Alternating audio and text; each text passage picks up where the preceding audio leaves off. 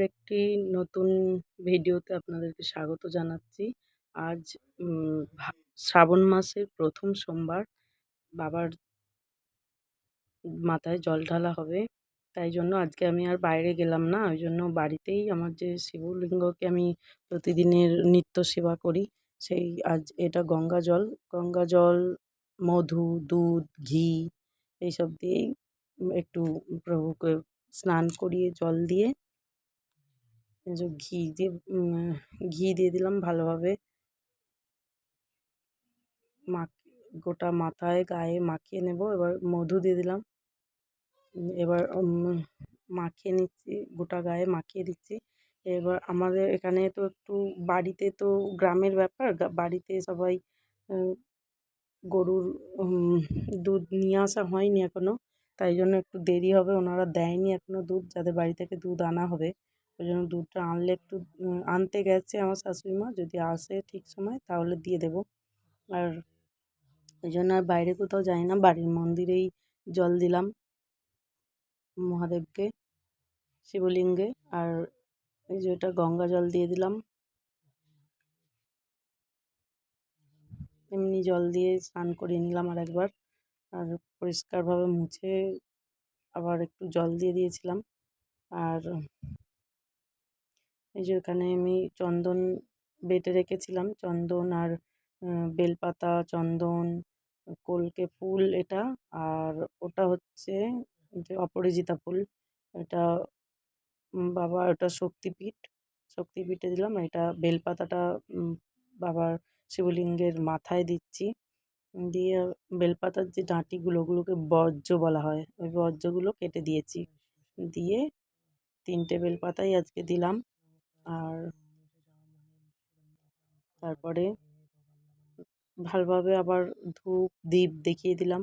আবার মা যদি ঠিক সময়ে যদি দুধটা নিয়ে চলে আসে, তাহলে যদি তাদের বাড়ি থেকে দেয় তাহলে আরেকবার দিয়ে দেবো। দেখতে পাবেন আপনার ভিডিওতেই। তাহলে আমি পুজোয় বসে গিয়েছিলাম, দেরি হয়ে যাচ্ছিলো, তাই জন্য আবার মা নিয়ে আসতে আবার একটু স্নান করিয়ে দিলাম দুধ গঙ্গা জল দিয়ে। আর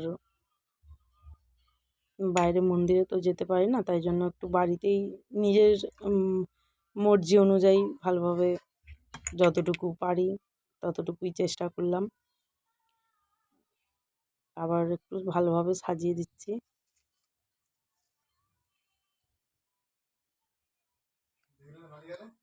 যা বেলপাতাটা বাইরে চলে গিয়েছিলো, আবার একটু ভালোভাবে দিয়ে দিলাম।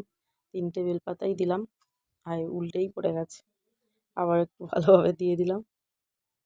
এটা হচ্ছে নীলকণ্ঠ ফুল, আপনারা দেখে থাকবেন হয়তো, অনেকের বাড়িতেই আছে। এটা নীলকণ্ঠ ফুল, এটা একমাত্র দেবাদিদেব মহাদেবের কেই অর্পণ করা উচিত বলেই জানি। আর এই 3টে ফুলই আমার খুব ভালো লাগে। এই 3টে ফুল বারবার আমি পেয়ে যাই মহাদেবের পুজোর জন্য, শিবলিঙ্গের পুজো দিই। ভালোভাবে পুজো দেওয়া হলো। দুধটা একটু লেট হয়ে গিয়েছিল, তাই জন্য আবার একবার ভালোভাবে সাজিয়ে নিলাম। আর সেরকমভাবে সামনে কোনো ভালো মন্দির নেই, আছে কিন্তু অনেকটা দূর, আর বাচ্চা নিয়ে যাওয়াটাও সবসময় সম্ভব হয় না। আর ওয়েদার তো খারাপ, ওয়েদারে এখন বৃষ্টি হচ্ছে বারবার, কখনো বৃষ্টি আসছে কখনো রোদ উঠছে, এরকমভাবে বৃষ্টি হচ্ছিল।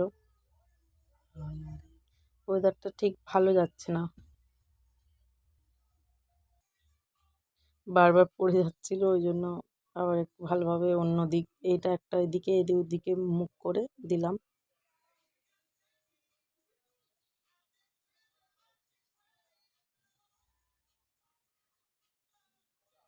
একটু ধূপ দীপ দিয়ে বাবাকে দেখিয়ে দিলাম, আরতির মতো একটু ঘুরিয়ে নিলাম।